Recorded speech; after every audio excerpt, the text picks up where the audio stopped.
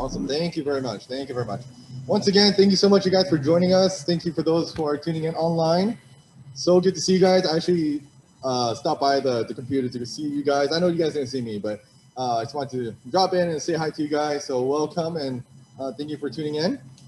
And so today we are continuing our series on the church, Iglesia, okay?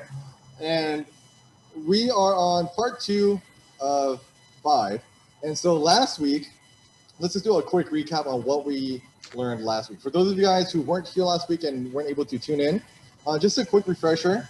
And also just a heads up, we also post our each teaching on our YouTube channel. Okay, so if you weren't able to make it one day, be sure to check in on YouTube and you'll be able to see each teaching. All right, so just a quick recap. So last week we talked about what the church is, and I just threw a lot of information at you guys. Okay, and so I promise you it won't be the same load as it was last week. And so the first teaching, the introduction, is always heavy on the content and a lot of verses, because I want you guys to get a good understanding of what the church is, so that everything that follows after that teaching, it all makes sense, and it all kind of connects and points back to that first teaching that we went through together. Okay, so tonight we're actually going to go a little deeper and more in detail of what we learned last time. And so starting from now, we're going to go deeper into each of the sections that we will look at. And so just to quickly review, week 1, what we learned about was we answered the question, what is the church? What is the purpose of the church? Why do churches exist? And what is God's plan for the church? And how do we take a part in that? So these slides will be familiar for you guys if you guys came last week or tuned in. Just a quick refresher, just to review. So we went over 5 points here. We went over the definition, Jesus' authority over the church, the local and universal church, metaphors of the church, purposes of the church, definition. According to Wayne Grudem, who wrote the Systematic Theology book, the community, the church is the community of all true believers for all time. So even way back in Old Testament days, up till now, and the future to come, the church is a collective community of all believers. Okay, and of course we saw the illustration that Thor used to kind of plagiarize the Bible without citing the sources. And so I didn't see the Bible in the credits, and so they owe a lot of money for the Bible and the church. I'm just kidding, but kind of looking at this movie and kind of seeing the quote, right? Asgard is not a place, it's a people. This is what Heimdall said towards the end of Thor Ragnarok. It's the same idea, right? The church is not a building, but it's the people. It's the gathering of believers. Okay. Now, Jesus' authority, this is very, very important. Very important. Jesus is the head of the church, right? He's the one that creates all the laws, and we follow his ways of how church should be conducted, and we follow after his model of love and his definition of love, and so we follow him in everything that we do. And he is the foundation of the church that we base our lives upon. Right? So there's a Ephesians verse right there. And also Jesus built the church, right? And again, the foundation is Jesus. So even for Peter, right, one of the disciples who was very successful in carrying out the gospel and the ministry of Jesus, Jesus is the one who brings all the numbers, right? And that's why you see in Acts 2:47, when there's a huge gathering of believers, right, it says, the Lord added to the number, not Peter, or not anyone. The credit does not go to man, it goes to Jesus. And we as human beings, we follow the Spirit's lead in allowing the church to be built, but it is the Lord that adds the numbers.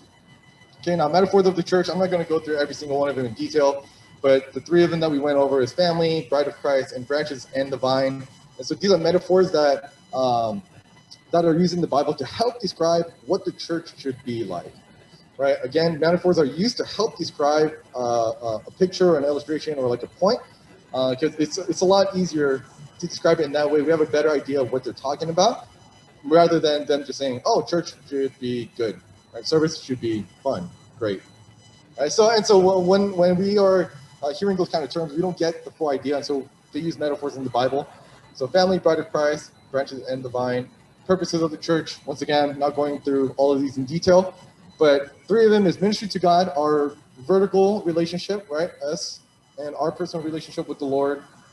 Ministry to believers, kind of so along within us, within the church. Number 3, ministry to the world, to everyone, right? To everyone, not just inside the church, but our community, to the world, overseas, everyone, our neighbors, our neighbors and neighborhoods. Okay, and all 3 must be well balanced within the church, and we cannot neglect one of these. Now, some churches will excel in one, right, and may be lacking, and which is something we'll get to more in detail today. But all 3 needs to be well balanced. Okay, churches cannot neglect one. Like, you gotta be well balanced in all 3 of them. Okay. Now, week 2. So that was a brief recap, and again, there's a lot of information. And so today, in our week 2, we're going to talk about the purity and unity of the church. And the question that we're going to answer today is, what makes a church more pleasing to God? Okay, so now the term purity, right? Purity of the church. What does that mean? So for you, it might seem a little ambiguous. It might seem a little confusing. Purity is like how clean the campuses are and how clean the youth room is. No, I'm not talking about that. Okay, it's actually talking about the qualities of the church and how well we follow the biblical doctrine that Christ has called us to be as a church. Woo woo! And so that's what I mean by purity and unity of the church. I'm actually not going to talk too much about the unity of the church. I'm just going to touch on unity just a little bit at the end, because that's actually going to connect more to the next teaching for next week. And I'll get into that a little more in detail later on. Okay. Okay. So the reason why it's important to understand the purity of the church is because when you guys go to a church, it's very important for you guys to identify what makes this church pure. And now let me clarify the reason why I'm using the term pure is because it's not right for us to say, oh, this is a good church or this is a bad church. Like, does that make sense? Because there is no such thing as a good church, because not all churches are perfect. So I'm avoiding using the words good and bad, but instead using pure and impure, true, false churches. Does that make sense? And so there's no such thing as a bad church. There are false churches. There are churches who do not follow the doctrines of Christianity. And so in that sense, that's legitimately, like, objectively false church. And there are true churches, like churches that follow the doctrine of God. There are impure churches where they have elements of the church, but maybe they don't follow it as closely with the Bible as they should. And so that's what I mean by pure, impure, false, true. Okay, so just kind of get the idea of like good and bad, but it's a little too like judgmental, and so it's not really right for us to determine what is good or bad. Okay. So, like I said before, there is no perfect church, and so no matter where you go, you're not going to find a church that does a good job in every single thing that you do. And so that's something I want you guys to understand. Even here at Ambassador Church, like, this church might be a great place for you, but we are nowhere near perfect as we should be. And so there's obviously a lot of work to be done, which is great, and I'll get into more detail on that as well. But if there's something about a church that you don't like, you have to think again, like, am I ever going to find a church that's perfect for me? Right? There will be churches that are well suited for you, right? And that's great, but you're never going to find a church that hits everything 100% perfect. Okay? And so my hope through tonight's teaching is that you will grasp a better understanding of how you can distinguish a pure and true church and distinguish it from a false and impure church. Okay? And so there's a big difference between true churches and false churches. And those are things that you got to really be careful of, because you might end up in a cultish-like place, okay, which is a place you do not want to be at. Okay, so let's go into certain things that make a church more pure. Okay, so now when you see the term pure, you're gonna see quotes, because again, there is no like perfect definition to really determine like the health of a church. Okay, and so I'm using pure, impure, true, false. Okay, so not all of these things are like 100% like the signs, like every single sign. There are obviously more things that you can find within the church, but these are just general things that that you can find in the Bible that needs to be worked on within the church. Okay, so number one, sound biblical doctrine. It's a little small for, I don't know if you guys on Zoom can see it, but I'll read it out loud for you, okay? So again, I'm taking this from Wayne Grudem's Systematic Theology. I didn't come up with this, I'm not this smart, but here are the 11 things. Okay, now number one, sound biblical doctrine, meaning the teaching of the word. This is one of the most important things that you gotta look for when you step into a church. This has to be one of the top things that you gotta find, because the teaching of the word, right, and how the teachers, whoever's teaching, whether it's senior pastor or associate pastor or the pastors or anyone who's teaching from the pulpit in front of the church and preaching to the congregation, that's going to trickle down in everything that they do within that church, how they fellowship, how they disciple, how they worship. And so if you don't have sound biblical teaching, that's going to affect everything else, right? And so there's no way you could do everything biblically if you're teaching improper and false doctrine from the pulpit. Does that make sense? You can't have pure worship, right? You can't have pure discipleship and fellowship if what they're preaching is false from the pulpit. Okay, so that's why this one's bolded, and I'm gonna like sit on this a little bit. I'm gonna camp here a little bit after I list the rest. But this is one of the most important things, right? So, are they teaching sound biblical doctrine? Okay. Now, number two, proper use of the sacraments like communion and baptism. Are they doing it according to how they did it in the Bible and how we are called to do it within the Bible, of course. Number three, right use of church discipline. Number four, number three, we're actually going to talk about that next week. Okay, church discipline. Number four, genuine worship. How serious do they take worship? Is worship something that they truly value? Is worship something that they take really seriously and really not mess around? Number five, effective prayer. Also very important. Also very important.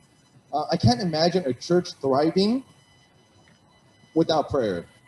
Prayer is essential. Prayer is so critical, not only in our own individual lives, but as a church. Like as a church body, yes, like we can be praying individually in our homes, but are we praying as a church? Are we praying as one body? Because that is so important within the church, and we need that.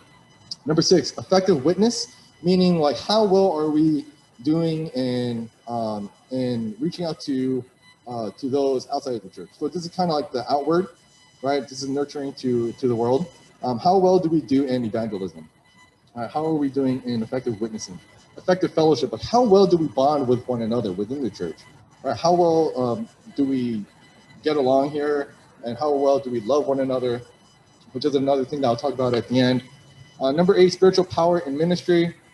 Number nine, caring for the poor. Number 10, love for Christ. Now, is your love for Christ genuine or is it legalistic? What I mean by legalistic is like, are you just checking off the boxes, right? Or are you genuinely in love with God that you want to pray? You want to get into the word and get to know him more? Are you spending quiet time with him? Are you worshiping him? Are you doing this out of genuine love for Jesus? Or are you being legalistic and telling yourself, hey, if I just check all the boxes, I'll be considered a good Christian? All right, so that's what I mean by love for Christ. Is the church being genuine or is it being legalistic? And if you remember in the Gospels, the Pharisees had a big problem with this. Jesus had a problem with the Pharisees because they're very legalistic. Right? The more that you know the Bible, the more true Christian you are, right? So they use the wrong measurements of what it truly means to be a follower of Jesus. Number 11, personal holiness of life among members. So how well are we nurturing those in the church, right? For those who are coming, are we taking good care of them? And so, again, there's definitely a lot more, right, that you can add on. But these are just like a few things that you got to keep in mind, and just for us to kind of talk about together. Okay, so now going back to number one, sound biblical doctrine. Jesus warns us, and just plain warning. Jesus is not the only one who warns us about false doctrine. Okay, and so there are a bunch of Bible verses, but I do not want to go through every single one of them. I just want to talk about one that comes from Matthew chapter 7, verse 15. It says, beware of false prophets. They come to you in sheep's clothing, but inwardly they are ferocious wolves.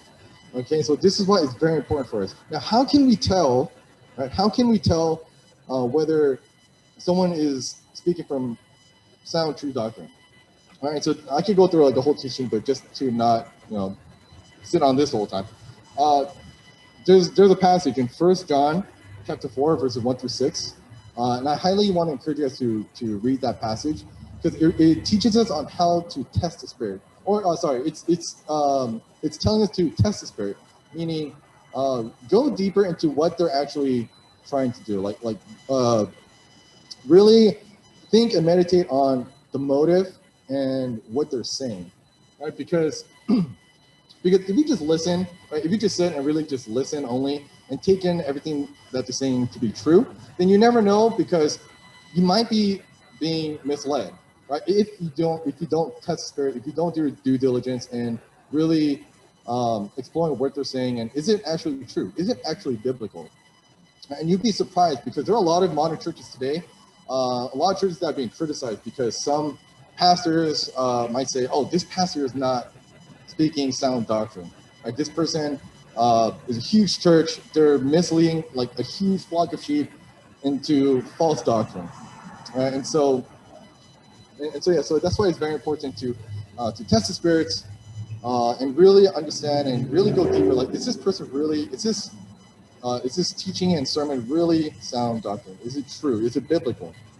And it's very important for you guys to be aware of that. I actually had a friend of mine who joined a small group. And I had a friend who joined a small group because at the time she didn't have a small group. She's trying to find a church. She's trying to find a good spiritual community of sisters and friends to read God's word together. And there's something a little sus going on, because as she had a lot of questions, some questions weren't allowed to be answered because it would touch on some biblical truths that the small groups and churches did not want to talk about. All right. And so as she was asking these questions about certain things in the Bible, they were reading from the Bible, right? But there were some questions that were not being answered, right? And the small group leaders, the ones who were like reaching out to people to join the small group, they were trained and taught to learn from like a little pamphlet, right? And that's kind of like their training guide, and not use the Bible as the main source of teaching. And she later found out that this place was actually a cult that did not teach sound doctrine and biblical truths, and instead they were learning from these pamphlets, and they did not. So I don't know all the details and the teachings exactly in specifics, but there is just a lot of things that were completely false, completely false and completely untrue. And she was there for like about a good year. She thought it was a safe place because they did so well and really fellowshipping and really being together, that she was being misled because she was kind of blinded by the fellowship. Oh yeah, fellowship is good, but they were being taught false doctrine, right? And so that's why you got to be very careful. And it's really sad because I've known this friend for a very long time, and so she's like, it took a long time for her to recover from that. So she eventually left the course, and she told me, and it was just very sad. And so that's why it's very important. You got to test the spirits. You really got to pay attention to what's being taught, and making sure that it's biblical. So it's a very scary thought, especially when it happens to your friends, like when you hear it happening to people. But it was very scary just hear that. Okay, and so just to clarify, lacking purity in these areas does not disqualify you as being a pure church or a true church. Again, like, there's no perfect church, and so some churches might be very good at some of these things, but they might not be, or they might be lacking in some areas, right? They might be lacking in some areas, and that's not a bad thing. It's bad if they continue to ignore it and not really work on it. But just be mindful that lacking some of these do not disqualify you. It does not mean you're an impure church. It doesn't mean that you're a false church. Because there's just so many things within a church that you can do that can come off as lacking. But for whatever reason, maybe it's lacking because they don't have enough people to do that. All right. And so the reason why we want to pay attention to these areas that we lack is because we want to contribute to the purity of the church. And so this is where you come in as members of the body. Now, the purity of the church shouldn't fall on the pastor itself. One person simply cannot do everything. Okay, and so this is kind of like your role. This is where your role kind of comes in. And so every member of the church contributes to the purity of the church. Does that make sense? It doesn't make sense for one person, the senior pastor, or even like the leaders or lead pastors, to carry out all this and do it well.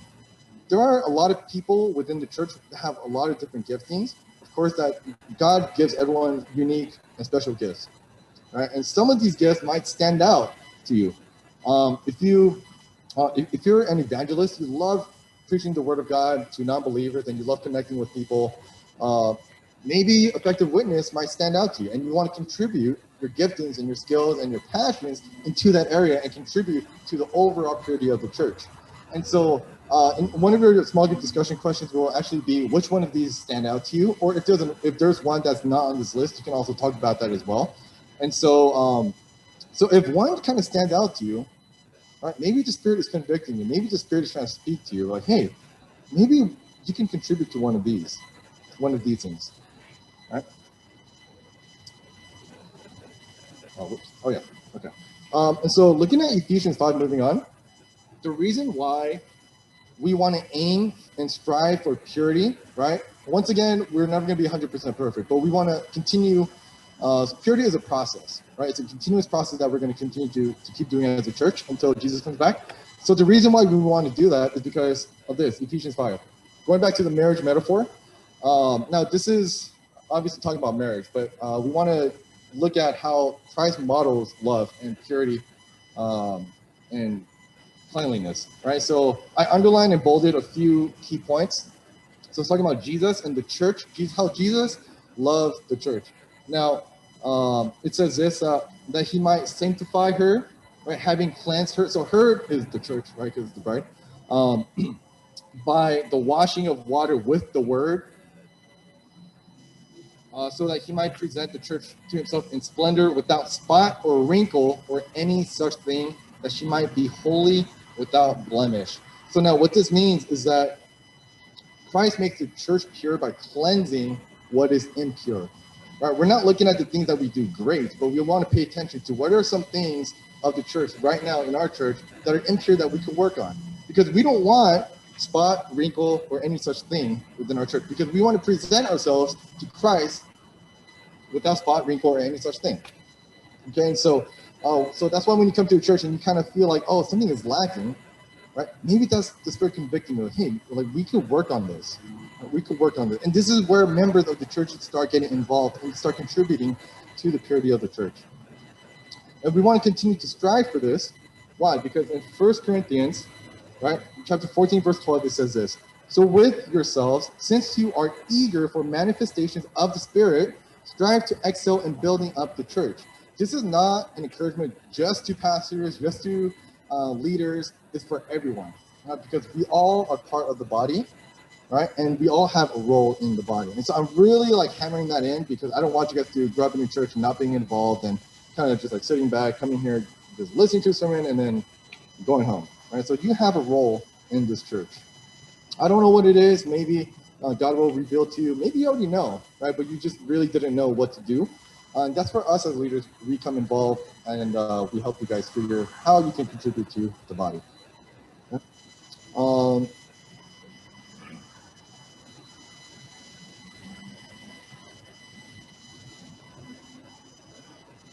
And so this is why it's important for you to be part of a church. Because if you're not part of a church, how can you build up the church?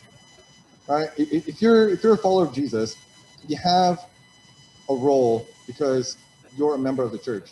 And so if you're not part of a church, how can you contribute to the body? Right?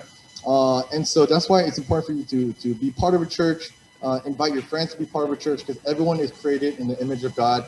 Jesus loves everybody. He's not calling just believers to come to him. He's calling everyone, right? And so reaching out to those who don't know Jesus, they can contribute so much, right? They can contribute so much, and you can contribute so much to the church. And so as you see the different factors that build up the purity of the church, and so I hope that the term purity makes a little more sense now than before. And so that's kind of like what I mean.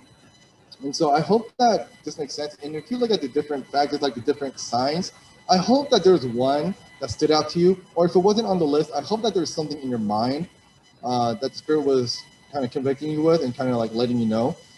Because again, you never know how God can use you for the church. And I'm very eager to see what you, or how you guys answer that, all right, for you guys too on Zoom, right? Because each of us has very unique giftings. And so trying to figure that out for me is exciting, and I love seeing like, I love helping people identify what their giftings are. And we're actually going to talk about spiritual gifts later on in the series. But just helping see people like how they want to serve and getting them plugged in and seeing them like serve is such an exciting process for me personally. And so like even like when I train like Megan or Brian Van Dyke, like especially for worship, because I love worship, and I also love training people to be worship leaders. And so just like helping Ryan Day and David Van Dyke, Brian, Megan, and Hosey, just teaching, I'm like forgetting other people too. I can't remember. Oops, sorry if you're watching this. I remember you, but just not right now. So just training them in worship because they just love worship. They want to lead worship and they just love worshiping God and bringing everyone to be involved. Just training them in that and just seeing them worship. It's so amazing. It's such an amazing process. And we see their growth with Christ's growth as well, like in that process. And so worship for me, that's kind of like my bent. Like I have a passion for worship, but evangelism is like, it's kind of like a weakness of mine. And that's something I got to work on too. But I feel like God has gifted me in music, in worship. And so that's why I'm leaning more towards that and training other worship leaders. But for me, because evangelism is kind of a weakness of mine, I can't train someone in evangelism as well as I can. But there might be someone here who loves evangelism, right? And so that's an opportunity there. And so I hope you guys can understand how every member of the body contributes to the church. You know what I'm saying? And so maybe someone who's really good with evangelism isn't good at worship. But that's why someone like me who has a passion for worship, that's how I get involved. If I need someone to evangelize or there's like an opportunity for evangelism, I'll reach out to that person who's good at evangelism. And so there's so many different elements within the church, just not those things that we all can contribute to. And this is how we build up God's church. Okay? And so I'm short on time, so I'm not going to go too deep on the unity of church. But just a little sneak peek. Okay, so I have like a few more slides, but I'm not going to go into it because I just want you guys to go into small groups. Here's a little sneak peek of next week's teaching. Okay, next week's teaching is going to be on church discipline and how we deal with sin and conflict within the church. Okay, it's a very, very juicy topic. All right, bring your napkins. It's going to get juicy here. Okay, and so here's a little sneak peek. Unity of the church. The downfall of the church does not come from external. Okay, I'm sorry. This is a little too strong, like it's objective. So I'm not saying that it can't, but it definitely can. The downfall of the church does not come from external forces and oppression, but from division within the church body itself.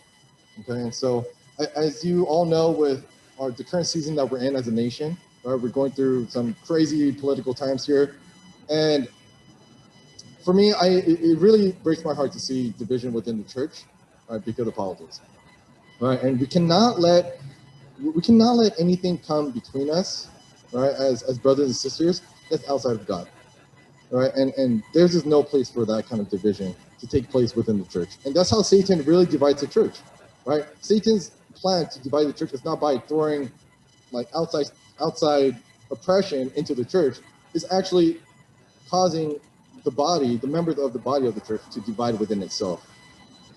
All right, and so that is the most dangerous thing that we gotta look out for. But we'll talk about that more next week. And so that's kind of like that's the teaching on the purity of the church. And so here are some, skipping through all this. Here are the discussion questions that we're gonna discuss in our small groups. And so just to clarify some of these questions, in what areas do you feel like Ambassador Church or Ambassador Youth is more pure? More pure. What areas do you feel like is less pure? Now, it's okay. You can call out some things in your opinion on what you think Ambassador Youth is like less pure, or some things that we could work on. Okay, let me use that kind of language. What are some areas that we feel like we can do better as Ambassador Youth? Right? And feel free to be honest. Right? Feel free to be honest, because again, like we already know, our ministry, Ambassador Youth, is not a perfect ministry. It's not. We have some things that we do really great, and some things that we're lacking, and that's okay. Because the things that we lack, we have other leaders and we have you guys to contribute to those areas that may be lacking, and that's how we all grow together. Okay, so it's okay to be honest, all right? Don't be so like modest, oh no, it's okay. I love this ministry. We're so perfect, and I think we're good. We don't need to work on anything. Okay, it's okay to be honest, all right? Number two, what do you think that you should be doing in order to work for greater purity in your own church? Again, so this kind of connects to the question I asked before. What are some ways that you feel like you can contribute to the ministry? And so that's what that question is asking. Yep. Number 3, do you think churches, so I'm not just talking about Ambassador Church, I'm talking about all churches. Do you think churches have grown to be more pure, quote unquote, or less pure, quote unquote, over the years? Why? Okay, and so from the things that you see, I don't know how much you know about other churches, but think about your friend's church or some other churches that you might have heard of. Do you feel like churches over time are becoming more pure or less pure? Right? Do you feel like church is becoming more man-centered, right? More about people, or is it becoming more Christ-centered in all that you do? All right, there's something that I forgot to mention. I'm sorry I'm going over time. But one thing that I want to mention, like worship, okay, worship is like one of those things that I'm being very careful. Like modern worship is just so tricky for me because some songs, some worship songs, this is purely just my opinion, it's just kind of like my thought process. I feel like a lot of worship songs, especially now these days, more now than before, I feel like it's becoming more about self-empowerment, right? Motivational, inspirational, but it's focused on the individual and not Christ. Does that make sense? I don't know how much you guys listen to worship music or whatever, but for me, when I lead worship, I like to sing a lot of the old school songs, and that's kind of like my field of worship. But a lot of songs these days, man, it's just so I don't know if I could lead these songs. And I'm not saying all songs are like this. I'm just saying more now than before. But I just feel like and even the teachings too from some of these churches is very motivational, right? It gets you fired up, right? And it talks about you, the individual. You can do this. You are great. You just got to keep loving and caring for people more, and you can do great things in life. It's a lot of self-empowerment, right? And it doesn't talk about growing a deeper personal relationship with Christ. Right? It's not emphasizing enough on how important it is for you to be in the Word and spend personal time with Christ, to be in prayer, to forgive those who do wrong against you. Right? And I just feel like there's a lot of teachings today that just sounds self-empowerment, like, yes, I can do this, like, I am great. Right? It's about me. And so these are just some of the troubles that I have within myself. And so this is just me, but I hope that you guys also can be more aware of the health of the church as well. And so number 4, what ways do you think the church and the youth ministry can demonstrate greater unity? And so again, I didn't touch on unity a lot, but I mean, I guess you can still answer this. Like, what are some ways we can grow closer to one another? Okay. All right. I went way over time. I apologize. Let me go pray for us, and I'll break you guys off into small groups. Okay. Let's pray. So, dearly Father, I just want to say thank you so much